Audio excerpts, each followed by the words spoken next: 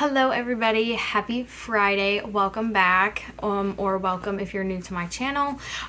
So today I am going to tell you all about the books that I read in the month of August.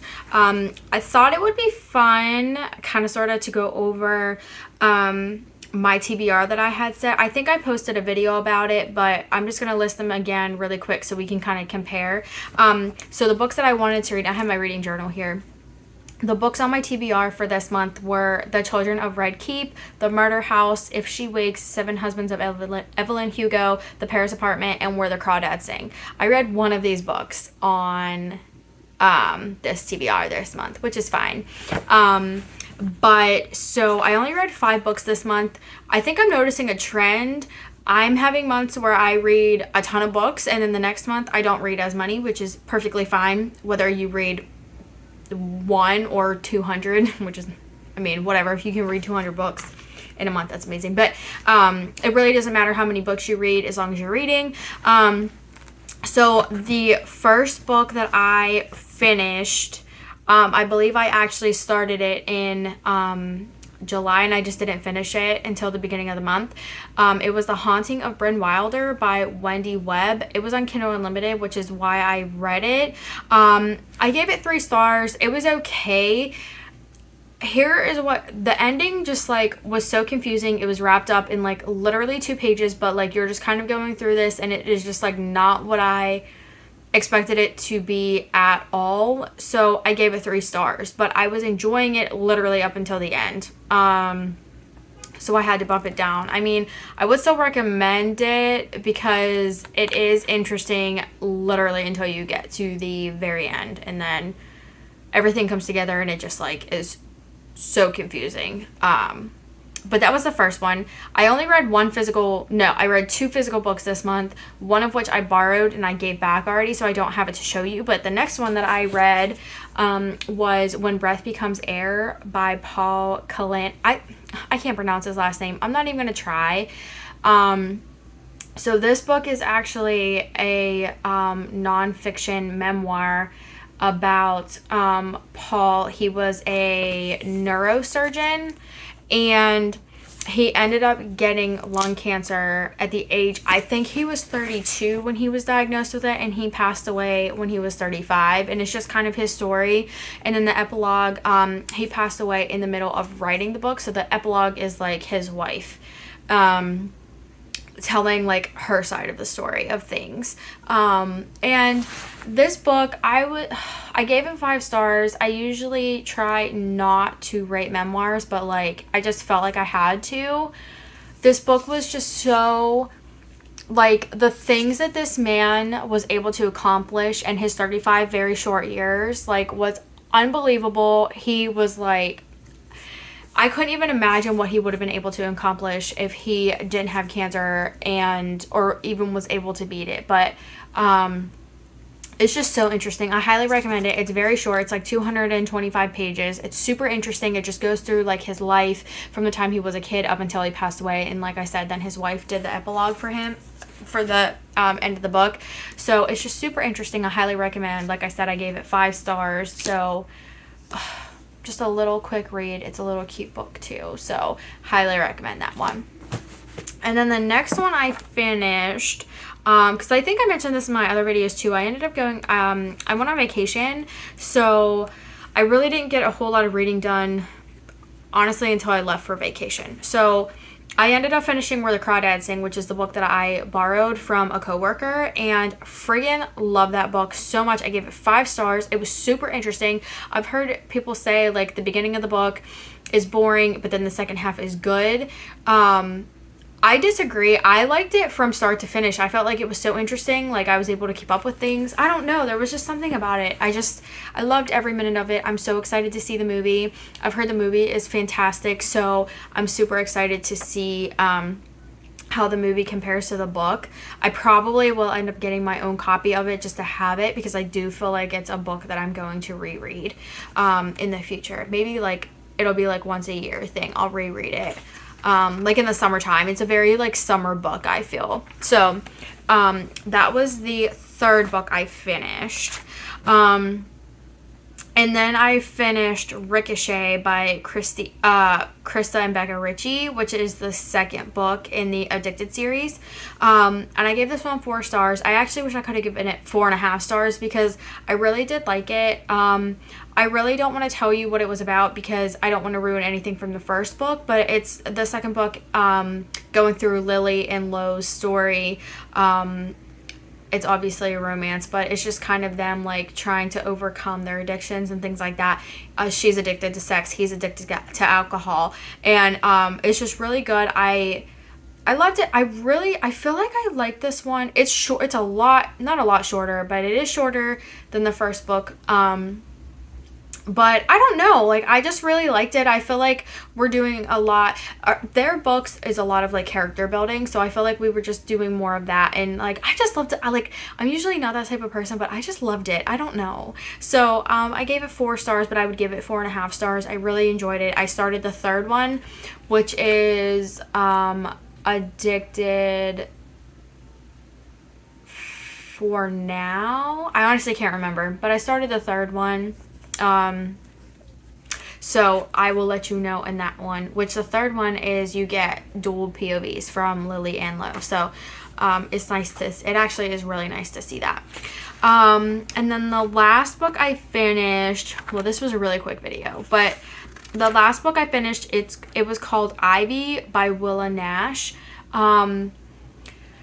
So I got this book because it was on Kindle Unlimited, and then it came off of Kindle Unlimited for some reason. I don't know what was going on with it. Something was going on with it, but I don't think it's on Kindle Unlimited anymore. But it was really good. You get 3 different perspectives from Ivy. Oh my god. Cassia, and then there's a third one, and I don't remember what her name is. I felt so bad. It starts with an E. It's like I don't remember, but there are 3 different perspectives in going through, like,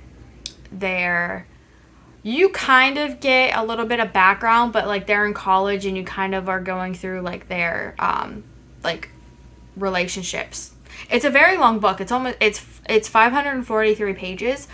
So I feel like there was a lot of, like, character building, but there also was, like, other stuff going on that kept you, like, I would sit down and I would read this book. I would easily go through 100 pages in one sitting. Like, it was so good. It kept me interested until the very end. I'm actually upset that there's not, like, a sequel to it, but we'll see, maybe in the future. So I gave that one 5 stars.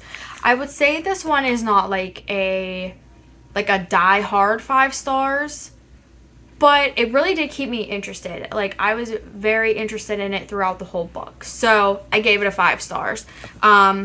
And then I thought I would just share my TBR for September instead of making a separate video. I'm just going to let you know what I have written down. And this is just how I set up my reading journal. I just put the month, and then I put the books that I want to read. And then at the end of the month, I go through and I put the pages read and my average rating. For August,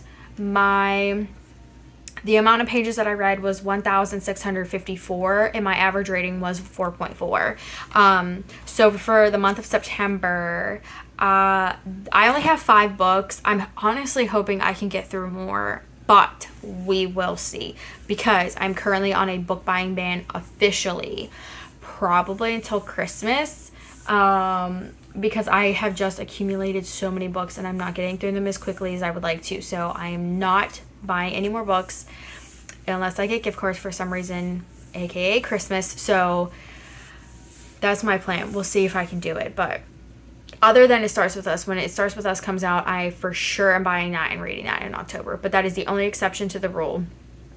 So my TBR for September is The Final Gambit. I went out and bought it the day it was released on Tuesday.